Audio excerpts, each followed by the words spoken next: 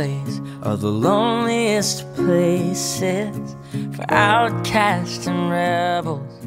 I mean, with Invisible, it's like, where do you start? We were, Bonnie Baker, Katrina Elam, and I were writing together. It was one of my first writing sessions since I'd kind of gotten back into writing after I'd made the first record and took some time away from writing. We were trying to write something else. It was like this upbeat love song, whatever, really fun. Like, I think it was a shuffle. And I don't know, we just got off topic. We always do. And we started talking about a lot of things, and something really personal to all three of us.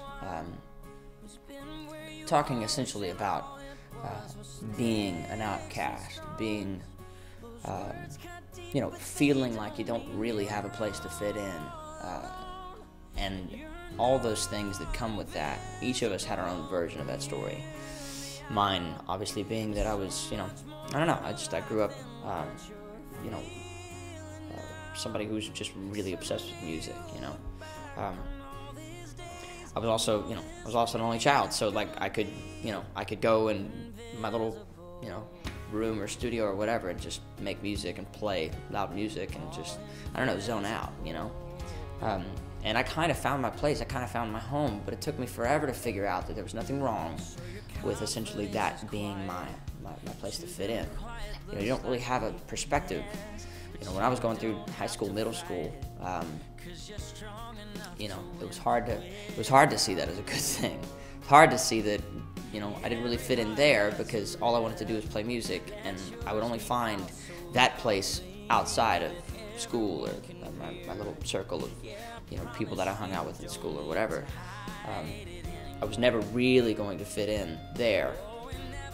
And so without the perspective of, obviously seeing the future, you kind of just wonder if you're ever really going to find that place. And I guess we all three had a version of that feeling, and felt it was really important to share that, that we've all been fortunate enough to have people who believe in us and who have supported us and made us believe in ourselves and made us believe that our dreams, the things that make us different, that's what drove us to follow our dreams and to find that place to fit in. And since, I'm lucky enough to get to say that I have found that place, I have found that dream, and that path to that dream, I kind of just felt it was important to share that story. I felt like it was really important for other people to hear that perspective. I don't know what your story is, I don't know what you're going through, and I don't claim to, and quite frankly, there's so many people who go through something so much worse.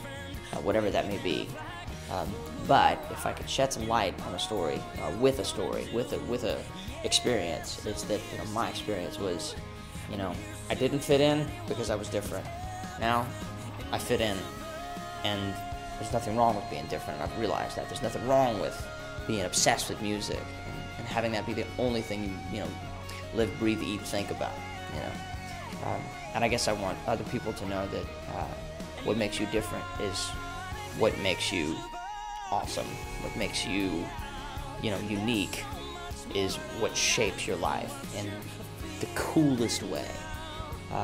And that all these things that seem like they're so big right now, this storm that's around you, will literally disappear. And it might not be overnight, but you'll be able to look back, and it's gonna feel like it was overnight.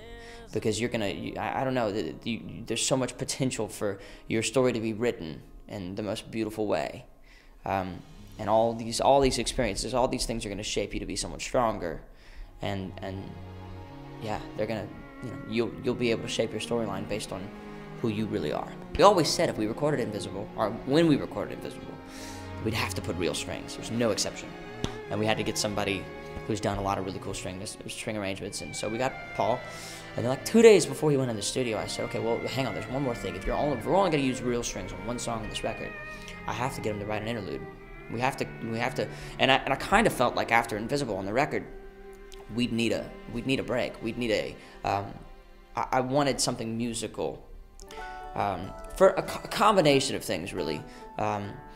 I wanted to set the tone of Invisible and let that sort of just sit. I didn't want to follow it with some fast song, or I didn't really want to follow with anything, because I wanted to start that conversation, and I didn't want to distract from it just right away.